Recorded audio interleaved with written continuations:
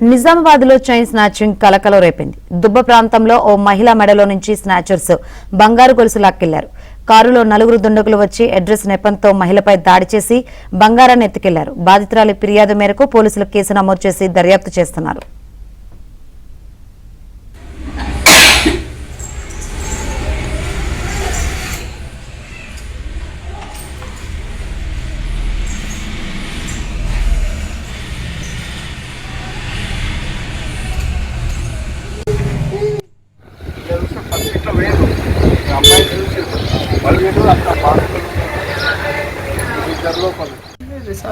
చీపుతో కొట్టారు, పైనుంచి తీసుకెళ్ళారు, మూత మూసేసి అన్ని కట్టారు.